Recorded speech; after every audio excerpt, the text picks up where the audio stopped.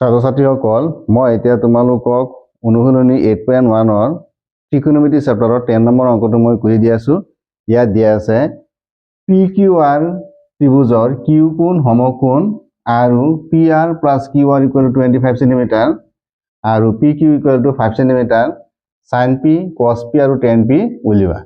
ইয়াত দিয়া আছে PQR এটা সমকোণী ত্ৰিভুজ, গতিকে আমি ইয়াত বেলেগ ত্ৰিভুজ অংকন কৰিলে নহব।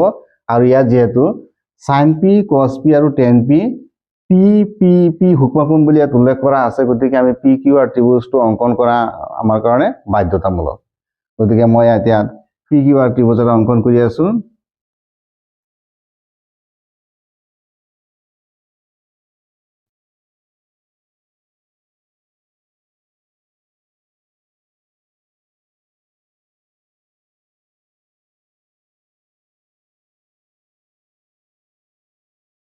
এইটো এটা PQR ত্ৰিভুজ। PQR ত্ৰিভুজৰ Q কোণটো সমকোণ ইয়াত উল্লেখ কৰা আছে, গতিকে মই লিখিম এতিয়া দিয়া আছে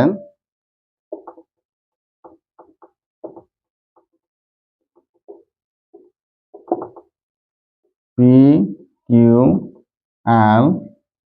ত্ৰিভুজৰ MQ কোণ ইকুৱেল টু 90 ডিগ্ৰী। এইটো কোৱেশ্যনত উল্লেখ কৰা আছে। আৰু এটা শৰ্ত দিয়া আছে PR plus QR equal to 25 cm।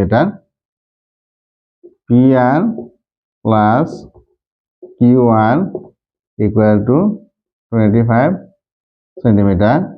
এতেকে QR হ'ব, যেহেতু ইয়াত দুটা বাহুৰ সমষ্টি দিয়া আছে, গতিকে এটা বাহু হ'ব, এই সমষ্টিটোৰ পৰা আনটো বাহু বিয়োগ কৰিব লাগিব, মাইনাছ PR। মই এইটো ধৰিলো সমীকৰণ নম্বৰ 1। আৰু দিয়া আছে PQ equal to 5 cm।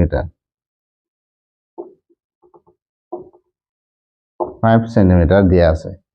এতিয়া আমি যেহেতু sin P cos P আৰু tan P নিৰ্ণয় কৰিম, গতিকে আমাৰ তিনিওটা বাহুৰ মাপ জনাটো অত্যন্ত দৰকাৰ। গতিকে এতিয়া মই তিনিওটা বাহুৰ মাপ জানিবৰ কাৰণে মই পাইথাগোৰাছ উপপাদ্যটো ব্যৱহাৰ কৰিম। PQR সমকোণী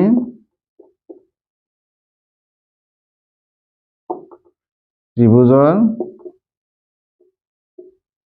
ক্ষেত্ৰত পাইথাগোৰাছৰ উপপাদ্য ব্যৱহাৰ কৰি পাওঁ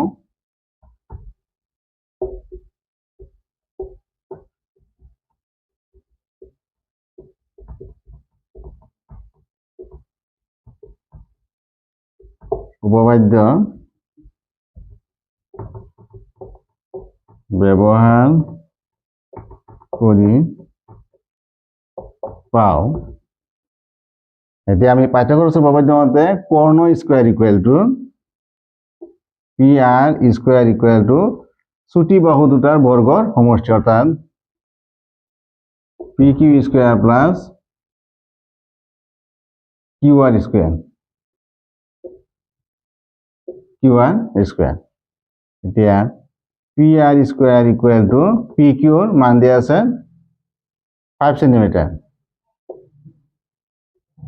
whole square plus QR whole 25 cm minus PR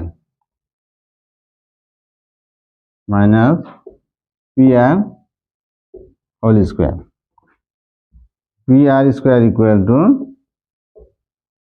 25 cm square plus এইটো 25 cm মাইনাস PR যেটো আছে তো A মাইনাস B হোল স্কয়াৰৰ সূত্ৰত আহিব A square minus 2AB plus B square. এইটো সূত্ৰ ইয়াত প্ৰযোজ্য হ'ব, গতিকে এইটো সূত্ৰৰ মতে আমি পাওঁ 25 cm whole square minus 2 into 25 cm into PR plus PR square. এতিয়া ছাত্ৰ-ছাত্ৰীসকল চোৱা, PR square equal to 25 cm square plus 25 আৰু 25 দুটা পূৰণ কৰিলে 625 cm স্কয়াৰ মাইনাস 50 PR। ইয়াত সেন্টিমিটাৰটো আছে, মই সেন্টিমিটাৰটো লিখা নাই, পিছত লিখি দিম।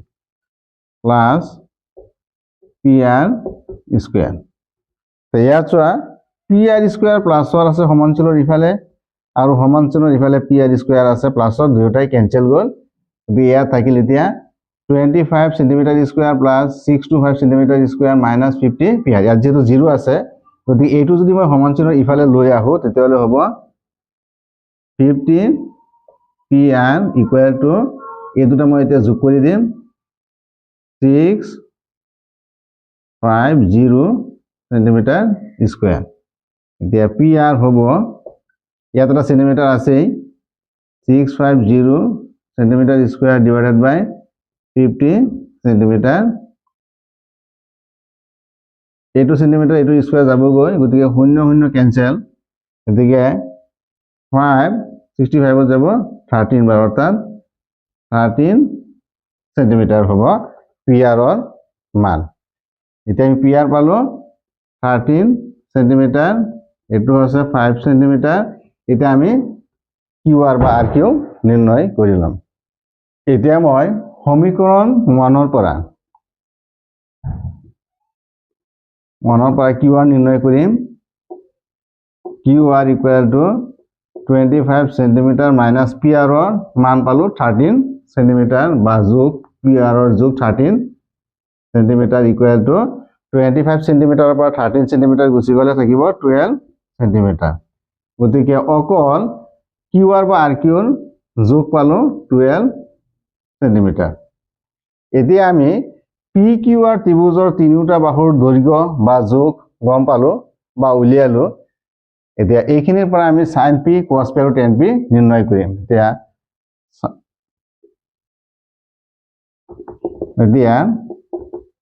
sin P এই P গুণ সাপেক্ষে ইয়াৰ বাহুবোৰৰ অনুপাত নিৰ্ণয় কৰিম sin P ইকুয়াল টু লম্ব বাই এটো যেটো লম্ব বাই কৰ্ণ QR divided by PR QR আছে 12 সেন্টিমিটাৰ আৰু PR আছে 13 সেন্টিমিটার সেন্টিমিটার ক্যান্সেল গ'ল 12 by 13 cos P equal to ভূমি বাই কৰ্ণ PQ divided by PR PQ equal to 5 centimeter divided by 13 centimeter centimeter cancel here থাকিল 5 by 13 tan P equal to লম্ব বাই ভূমি লম্ব আছে ইয়াত Q1 divided by PQ PR equal to 12 centimeter divided by 5 centimeter cancel 12 by 5 এতিয়া ছাত্ৰ ছাত্ৰীসকল চোৱা মই sin P পালো 12 by 13 cos P পালো 5 by 13 আৰু tan P পালো 12 by 5